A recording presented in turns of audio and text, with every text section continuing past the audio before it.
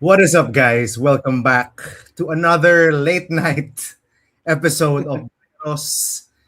Gab, the Sultan of Sando, here with the man, the myth, the legend himself, the prophet, Mr. Not a good night, Maui. Not a good night for all Filipino basketball fans, wouldn't you say? Heartbreaking loss to New Zealand just a few hours ago. Yeah, Uh, electric yung feeling. I'm sure you felt it nung nandun ka live. yes, kasi packed Mo Arena. Um, everyone came, everyone who was lucky enough to get a ticket came out to support the Gilas Pilipinas, and it looked good at the start. It looked bad in the middle. It looked desperate at the end. There was hope in the very end, and we came up short. 69, not nice. 66 to 66 as Gilas Pilipinas falls to New Zealand on their home court in Mo Arena.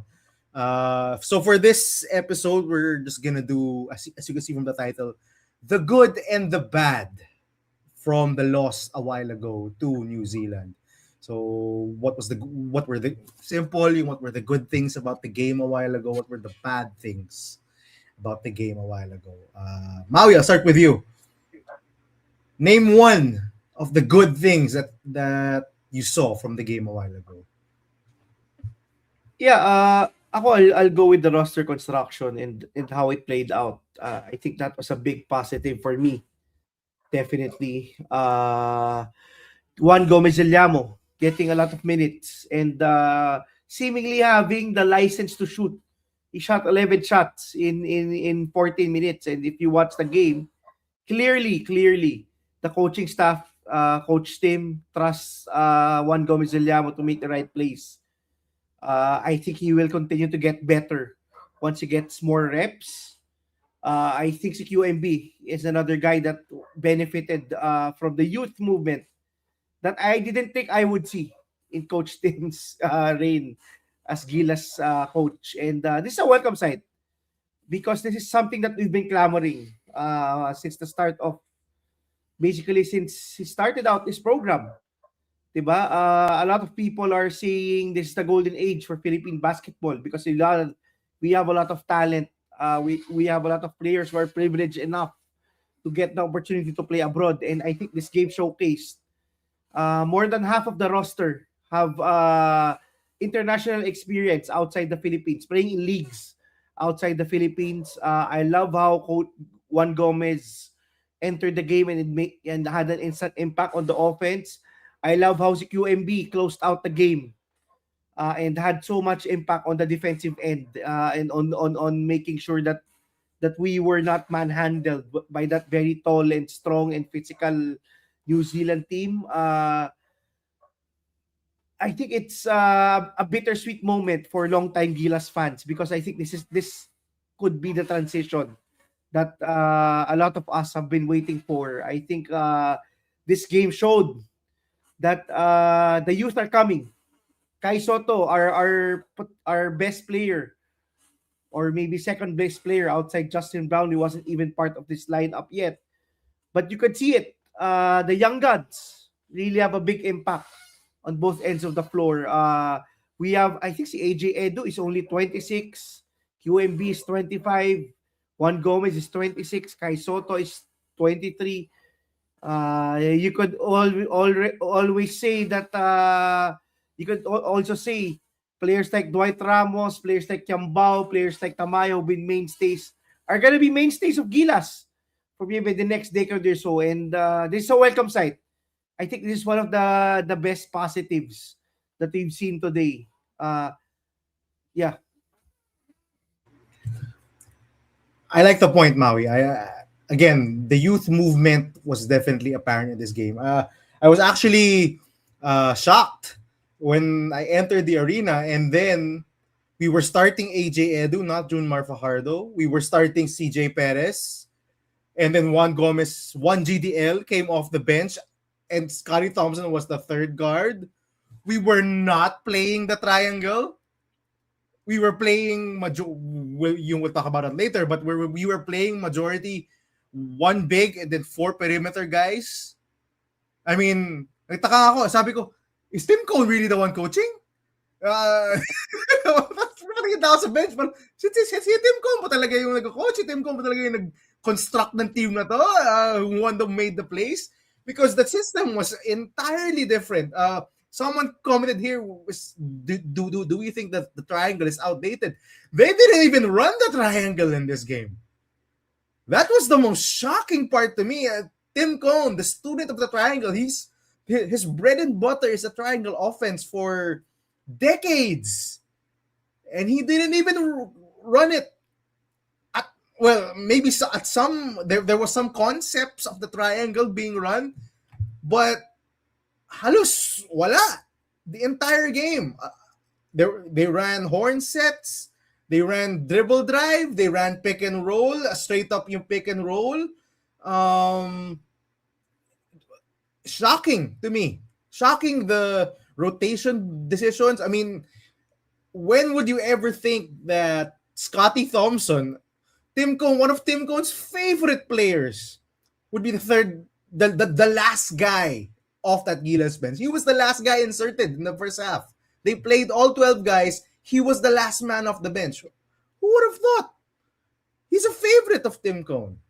So yeah, I think that's one of the good roster construction, and definitely Tim Cone adjusted, formed a system around the guys that he had. He didn't have a capable post threat aside from Justin Brownlee because Kai Soto was not there, and he adjusted because his bigs were not post bigs. His AJ Edu, QMB.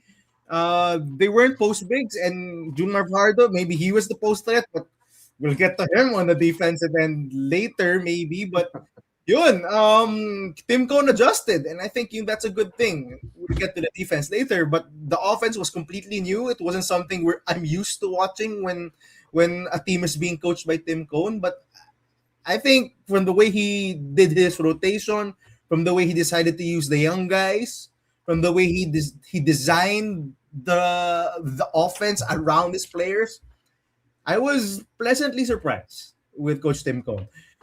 My turn, the good. And you know me, I know we're Filipinos here, but I do have to give a shout out to our opponents. The Tall Blacks played a hell of a defensive game. And I know a lot of people would want to pile on Justin Brownlee for having, I think, as far as I can remember, the worst game is played in the Gilas Pilipinas jersey. But I think that's a credit to the Tall Blacks. New Zealand played as good of a defensive game as I have ever seen. I mean, 69-66, that's old school 1990s, early 2000s score of a basketball game. And honestly, if they had just made their free throws, this would have been a double-digit win for New Zealand. They missed a ton of free throws. They played terribly on offense for majority of the second half, to be honest. They turned the ball over a ton. They only shot 50% from the free throw line. They could have ran away with this game in that third quarter where Gilas scored only 9 points. But their defense kept it together. They scout, I don't want to say it, but they've scouted already Justin Brownlee. Alam na nila. They know when he drives left, gets to that elbow/free throw line extended, automatically there's a second guy who was guarding the corner shooter. They're tapping the ball. They know when he drives right, he wants to pull up from the free throw line. There was a second defender coming already. They know that he loves to pull up from three, automatic. When he's from 3-point range, there's a guy hand up contesting. No airspace for Justin Brownlee. Youth movement is a time to replace Justin Brownlee. I don't think so. I still think he's pretty capable as a scorer despite his age. And we'll talk about the roster construction later, but I don't think they have a suitable replacement yet for what Justin Brownlee brings. I mean, I was clamoring for Ange Kwame prior to this window just because we lacked bigs. But now that Now we we have don't. now we don't lack bigs. So QNB, Phillips, Kai Soto Kai coming. Soto and Edu, we have four centers.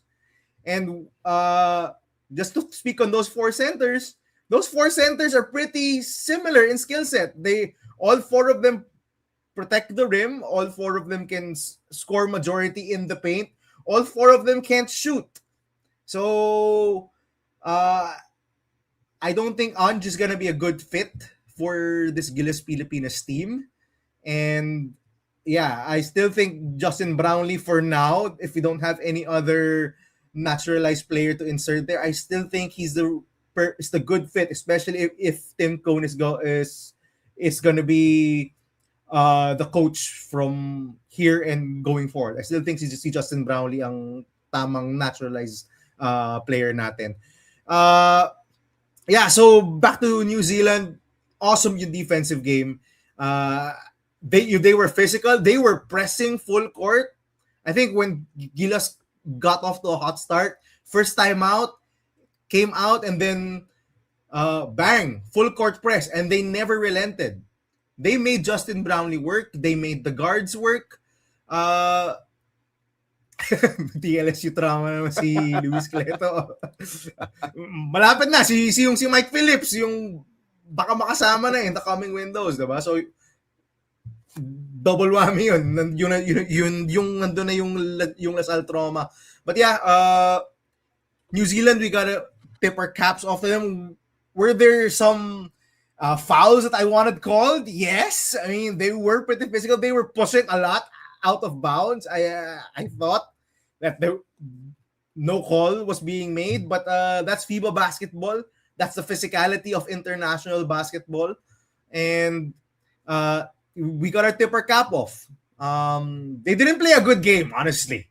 New Zealand. If you look at the total numbers and the box score, they didn't play a good game. But they played a solid defensive game. They got the stops when they needed to, and they pulled out the win. And you have to remember, last time they were here, they lost for the first time in a FIBA sanctioned game. Gilas Pilipinas won against New Zealand. So them getting revenge here in Moa Arena, we gotta give our kudos to the New Zealand Tall Blacks. Maui, your reaction, or if you want to name another good thing about this game for Gilas Pilipinas or for the Tall Blacks. Yeah, I think we've talked about yung sa akin, yung main talaga for when it comes to the good, but maybe we can name one bad, or do you have other good things to name?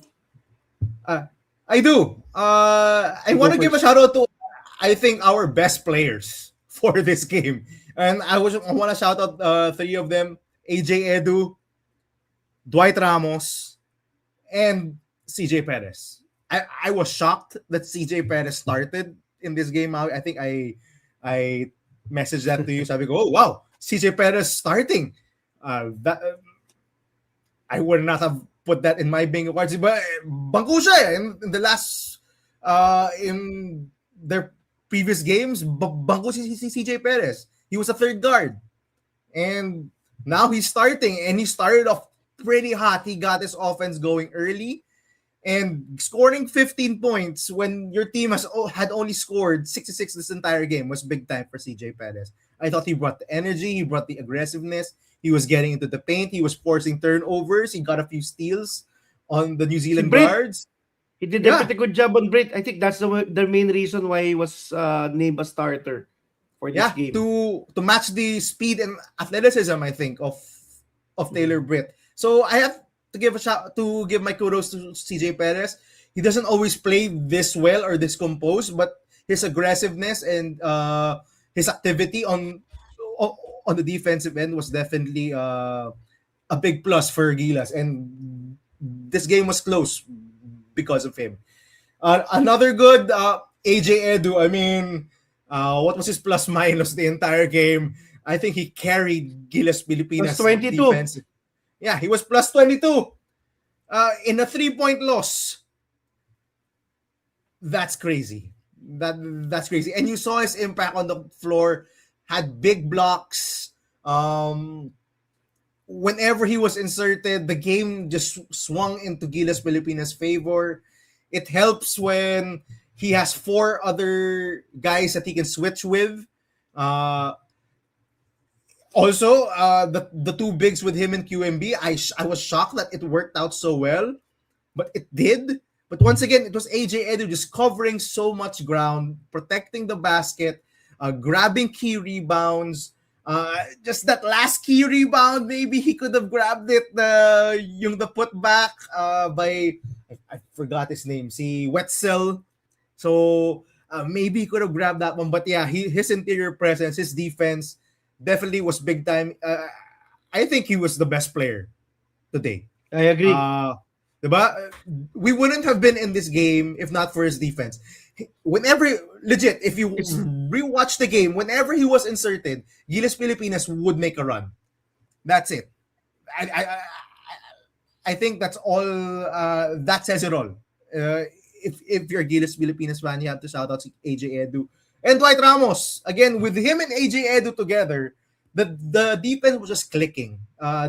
Dwight Ramos with this perimeter defense, with his excellent help defense, his good hands, and making clutch buckets. I think the last 5 points were scored by Dwight Ramos just to keep First us three-pointer in the na. Yeah. So,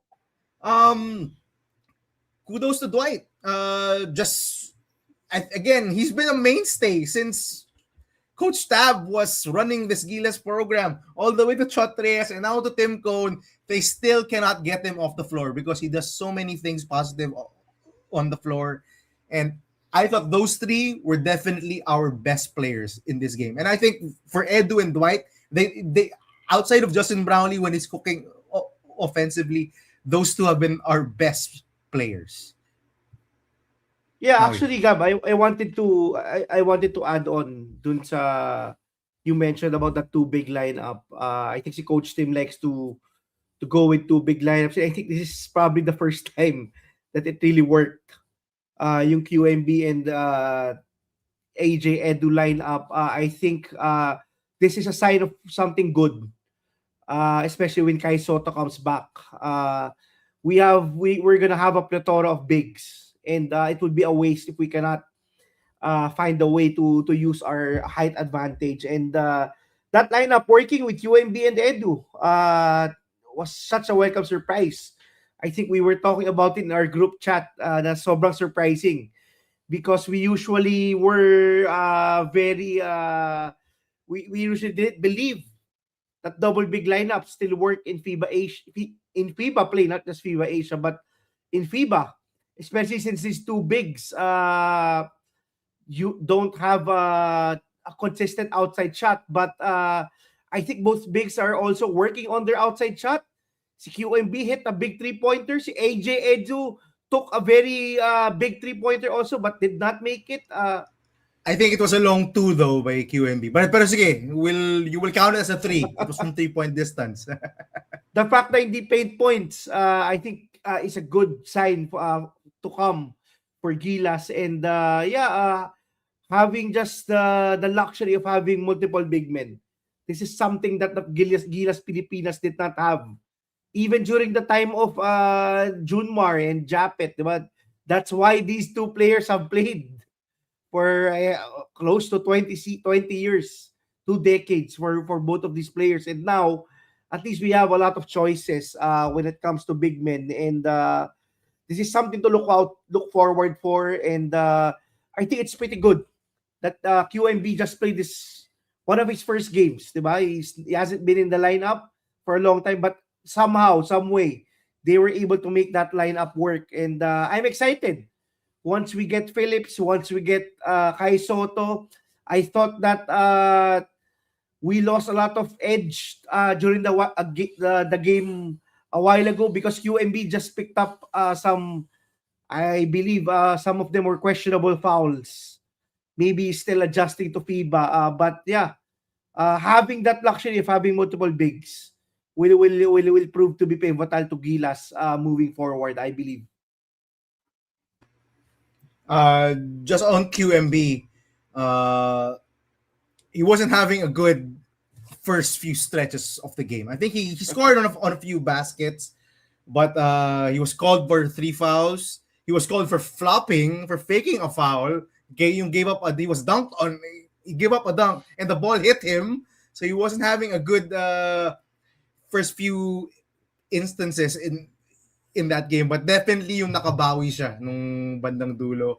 Again, I think it works Maui the Edu and QMB lineup because they're both very switchable bigs, diba? They don't get killed on switches. We saw this with QMB when he was playing for the UB Fighting Maroons in season 87. You can't just take advantage of him on the perimeter because he has good discipline, he has good lateral quickness, he can hang with the guards. Very long.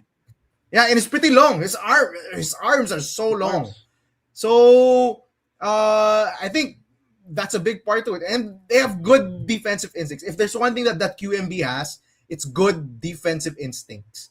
He's not we said this when we were trying to hype up yung QMB for Gilas.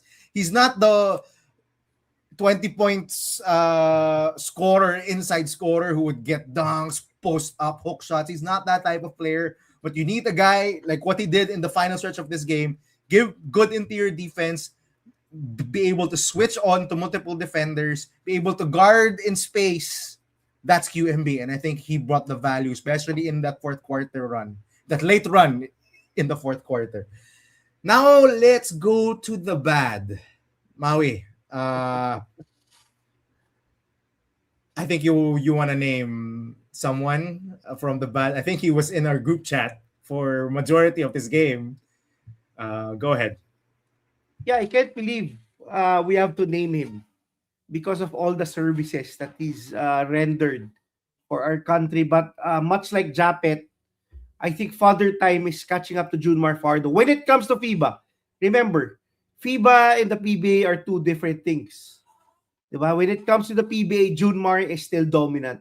Junmar is still unstoppable. When it comes to FIBA, I think the numbers just says it all.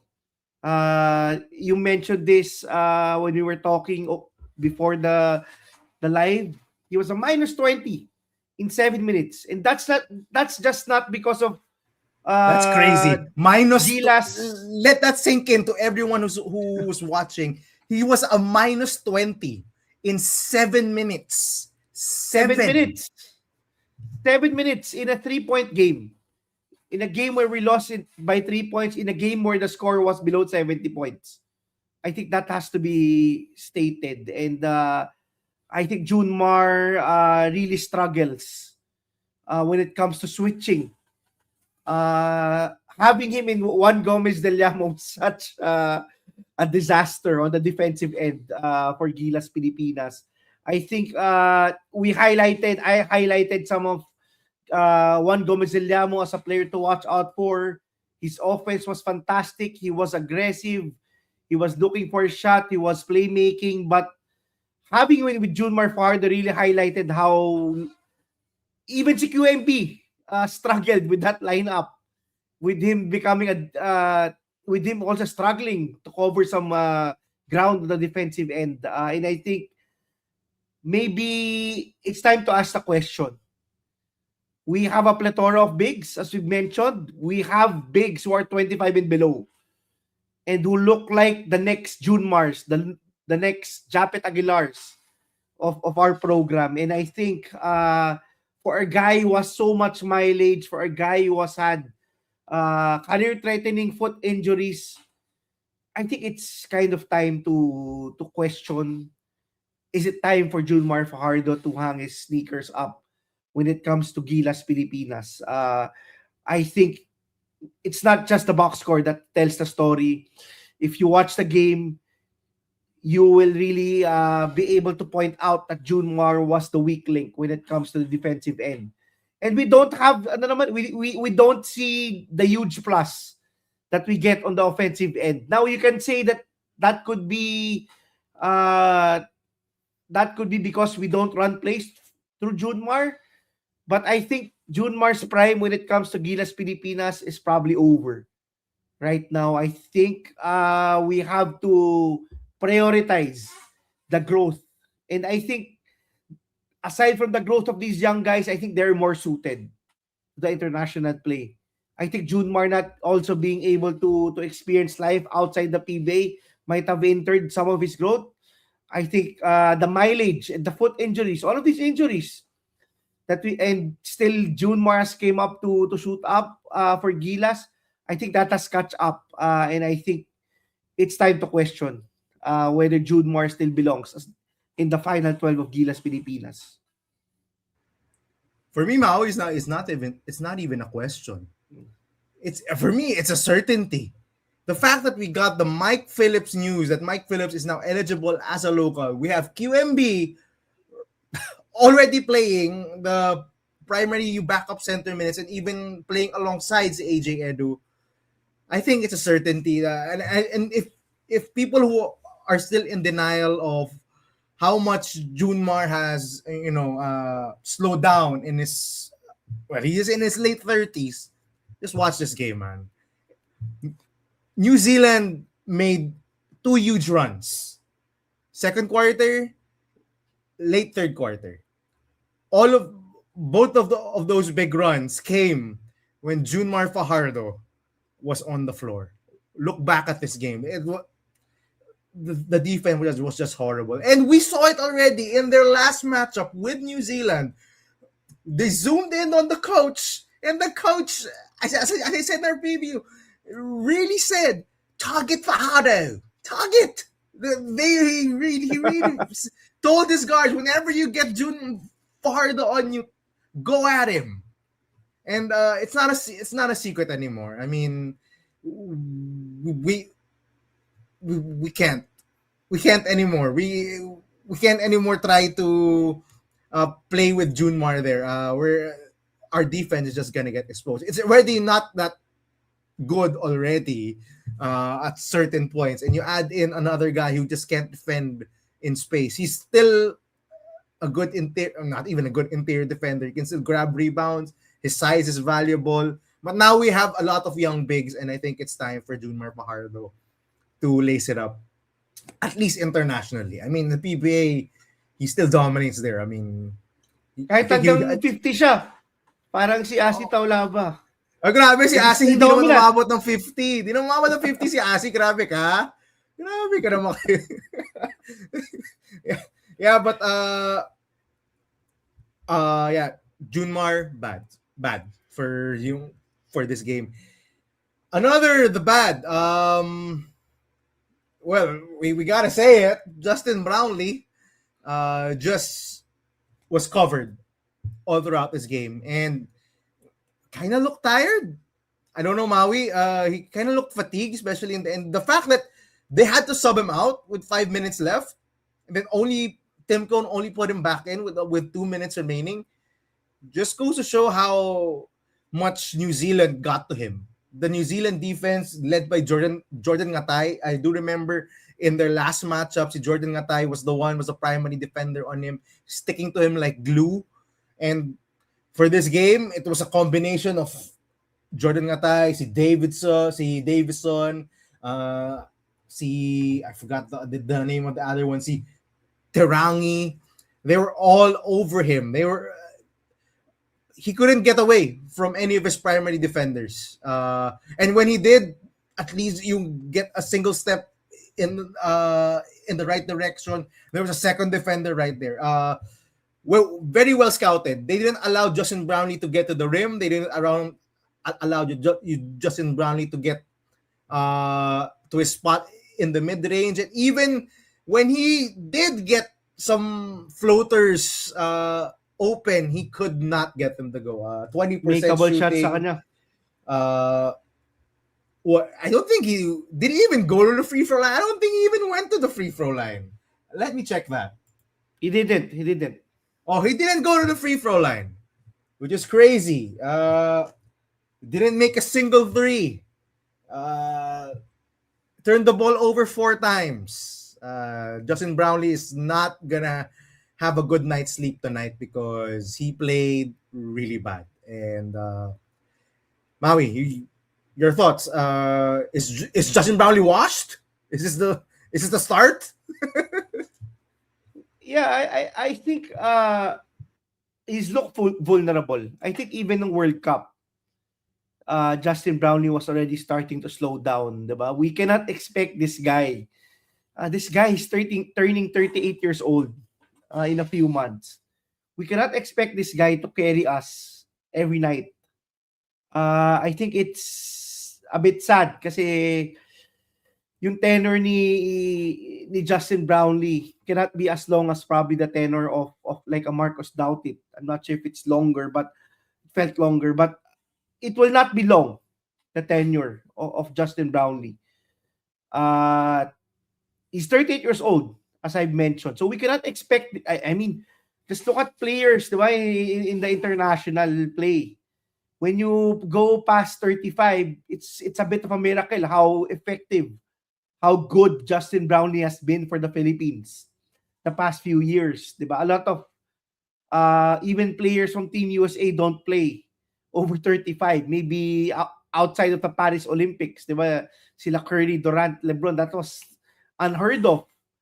Diba? Players don't usually play over 35 when it comes to national team because of the wear and tear that they experience throughout the season. And I think Justin Brownlee is starting to get to that point where we have to really question and find his replacement. As difficult as it seems, I think si Brownlee is probably the most loved naturalized player. Maybe si Doughtit is could be a tier lower, but I think he's that type of naturalized player where 90% of the people you ask will say that we like Brownlee. We like how he has played for Gilas. We like how he embodies being part of our national team. And but that's the reality of sports. Diba? It's not common where players become effective when they're 35 and above or even 40.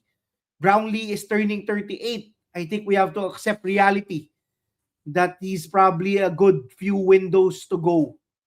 I don't know if both right. I think he's the guy that has been naturalized will be the right answer. I'm pretty sure si Kwame is not the right answer because we have so many bigs who have overlapping skills with Kwame. Now the question is, where do we go next? We cannot put all our eggs into one basket with both right, especially since he just suffered a very devastating injury. I think a torn Achilles or a torn ACL, which is pretty bad when it comes to basketball. And we know the importance of Justin Brownlee. Players like Dwight Ramos will not be able to score a lot of points. They were able to create because of the gravity of a Justin Brownlee. We know how important Brownlee is to our small ball lineups. Diba? We don't have a suitable power forward. Carl Tamayo is not yet ready. We don't have another big who's ready. Balti is probably not ready, much like Tamayo. We don't have another player who can play international 4 outside Tamayo. Tiambao is not a 4. Oftana is not a 4, definitely. And we cannot play QMB or Edu at the 4 in long stretches, especially in lineups where they have 4s who are more versatile, who shoot from the outside, who create. We have to have some sort of Brownlee gives us that sort of really a difference maker when it comes to our lineup. We can Cheat mix code and match. yeah. Because Cheat code si KB. you can play him as your power forward and you won't give up that much in defensively. I think we saw it multiple times in this game. Also rebounding. Diba? And the word I was looking for was versatility. He gives our lineup a lot of versatility. And that's why Justin Brownlee, as of the moment, despite struggling, I think you said it, Gab, and I agree. He's irreplaceable as of the moment until we find that guy who can bring us that versatility. on both ends of the floor. And hopefully he wakes up better for that Australia game and has a better game. But I don't blame him. He's 38 years old, man. He cannot have big games every night, definitely. I think that's something we should not expect from a 30-year-old guy who's been all around the world playing basketball all year round. Yeah, I do want to echo some of the fans that were seated in my section, and they were waiting for Justin Brownlee to save us. I guess we've been spoiled to this point, Maui, by Justin Brownlee. Now we expect fourth quarter or even late third quarter, we expect that he will try to pull out this win for us. But again, I don't think that's the way we should be playing. We should not be expecting Justin Brownlee to save us every single game. I mean, as you said, he is nearing 40. As much as a guy like LeBron James is beating father time, I don't think that's true for every single basketball player out there. And Justin Brownlee is getting up there in age. You saw a little bit the younger guys of New Zealand. You kept in step with him. He's lost a step or two. I mean, they know already his moves. They've scouted him pretty well. They've now seen him for what? How many months and years already playing against their team. So, yeah, we got to be more creative. Trying to get him the shots he wants, or trying to take advantage of his versatility and his scoring prowess. Siguro one last thing, the one last bad thing for me from this game, 3-point shooting. I mentioned this multiple times already in multiple Gilas episodes that we had. We're Get some shooters in. Yeah, we need shooting. 19% from 3 is not gonna cut it, not internationally. We got away with it in the past windows. I think when we had Kai Soto. Case in point, in our last game against New Zealand in Moa Arena, we scored so many paint points just because we had Kai Soto there. We were running a lot of triangle offense. Even if we were shooting, I think we shot less than 30% from 3, and New Zealand shot nearly 50% from 3-point range. We still won that game because we were overwhelmingly overwhelming them with paint points. Excuse me, sorry. But this was not the case here. And kudos to New Zealand. They knew what to give us. They knew that, hey, make the Philippines shoot threes. We launched 37 threes. We only made 7 of them. Maui, I think if you watched the game earlier, we had a lot of open looks. Ang daming open looks, either off ball screens or off fast breaks, offensive rebounds, or just simple dribble drive offense. We were getting a lot of open looks. We were just not converting. And I'm sorry. We need more shooting. Calvin Oftana, you're known as a shooter, but man, he was not hitting any. Our drought in the third quarter in the second quarter, I think, was stopped by Carl Tamayo's 3. But for the most part, we were just not hitting our threes. And again, international basketball lives and dies by the 3-point shot. And we can't shoot 19% in a game where they were denying us touches in the paint. New Zealand knew this. If you watch their defense, they were packing the paint anytime someone would try to get to the basket. Just 2 or 3 guys immediately in the paint, making sure that they would kick us out. And even if we did kick out, they were there. They did a good job yung closing out. And whenever we would get wide open threes, we were not hitting them. So I don't know. I don't know if Tim Kona is gonna adjust. We've been saying this for years now, Maui. Ever since Coach Tim Kona played this first Gilas game, coached this first Gilas game. They're just not enough shooting on the floor, and especially I think there's a guy here who said that Edu and QMB should play together. Longer, I don't think so. I'm sorry, I don't think so. I think for short stretches you can, but for long stretches, I don't think you can because the lack of shooting is gonna kill us. I think this was pretty apparent for majority of this game. In the first half, when we went to double big, we were gonna get killed. We got killed and we got cooled. Um, it was easy for New Zealand to defend us because they knew there were two guys who were not proven shooters. Yeah, QMB made one, but he's not comfortable shooting a ton of threes. You see, AJ Edu is not a shooter, and yeah, our shooter just have to be better. Maui. Yeah, ang ganda ng point mo about yung QMB and Edu. As much as we were happy that it worked, I think a lot of it, there are so many deficiencies, especially on the offensive end of those lineup. I think the only reason why multiple bigs work with Coach Tim when it comes to Kai Soto is because Kai Soto has so much versatility on the offensive end. He can hit the mid-range. He can play make from the top of the key. He has a post game. Those are things that we cannot expect guys like UMB, guys like Eddie to have. Diba? Edu is not known to be an offensive juggernaut. His main, both of these guys, QMB and Edu, will bring you stability, will bring you intensity, and will bring you that defensive acumen. But they will not be offensive guys. Even si QMB did not dominate offensively in the UAAP. Diba? I think that tells you the story. But yeah, I think, Gab, one thing that I can say also, maybe some positive, despite us shooting 7 for 37 from 3-point line, is that we were willing to shoot 37 3-point shots. I think in previous windows we were probably one of the least shooting the team that shot the least 3-pointers when it comes to FIBA. I think that's one of the concerns that we had when it came to Coach Tim.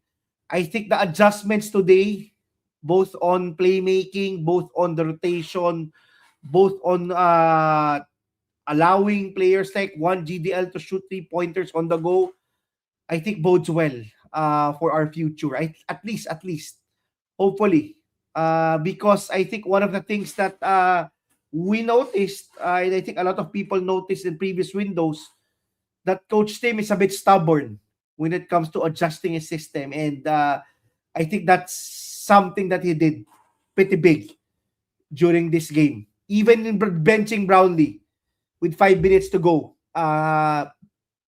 taking that risk to give Brownlee a breather was a big thing, I think, for Coach Tim. And a lot of things to be positive for. I don't know how we'll do against Australia. I'm not sure if they're bringing the same lineup against Guam, but Guam was able to go toe to toe with them. So I think that's something to look out for. Let's see where it goes. One last thing, Maui. One last bad thing, and I'm sorry, I'm a bit negative, but I named some good things a while ago. Our defense, screen and roll. Shout out to the guy behind me who repeated, I think, more than 10 times in this game, saying, hindi talaga natin mabantayan yung screen and roll ng New Zealand, no?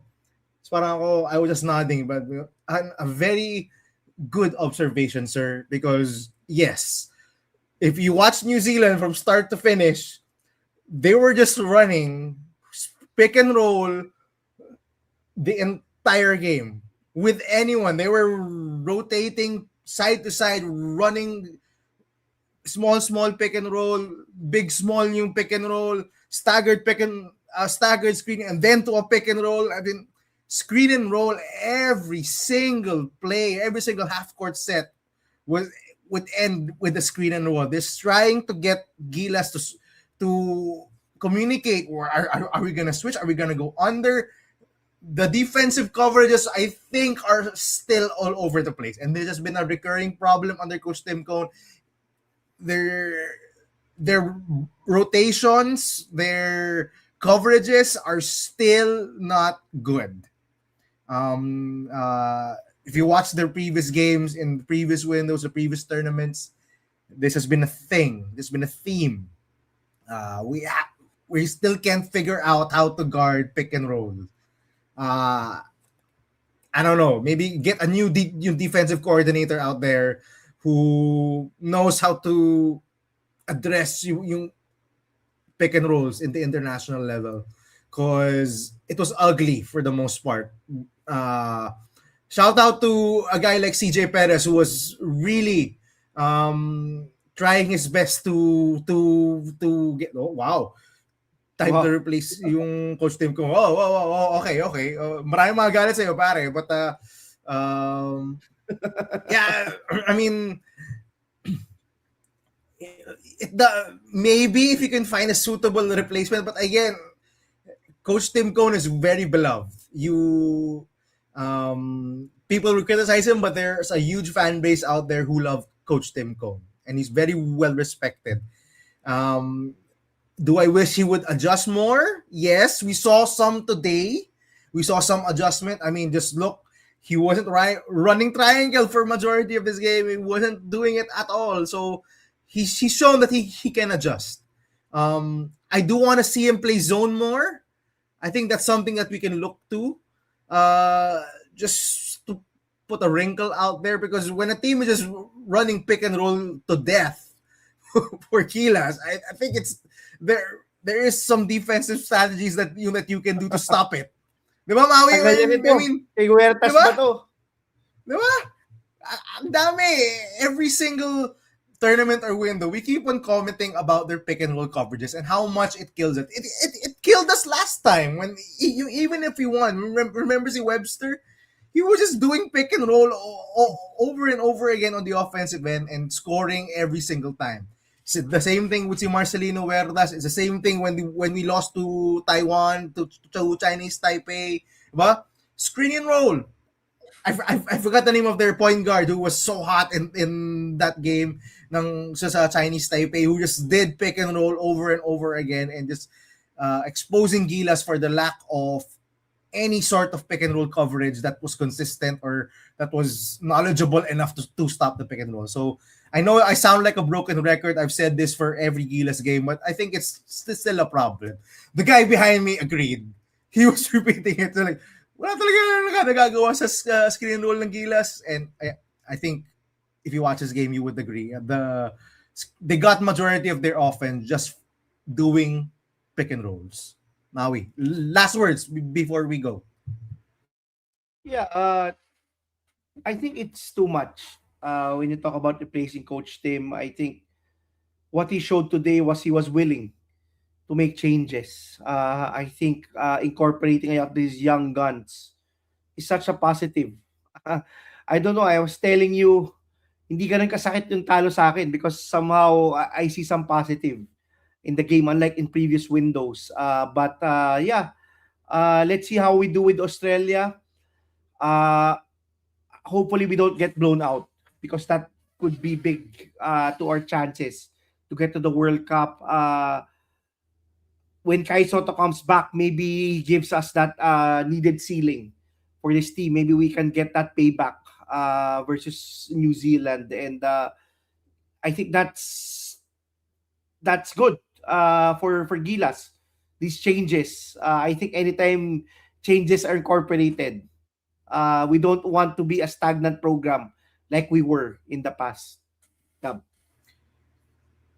I agree. And yes, I hope we won't get blown out by Australia, and I hope we don't get a brawl. Please, Lord. You know worse. Yeah. Worse than even getting blown out.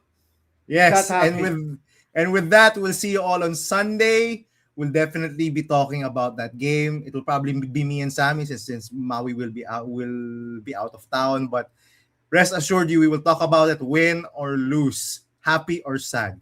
See you all. Bye bye.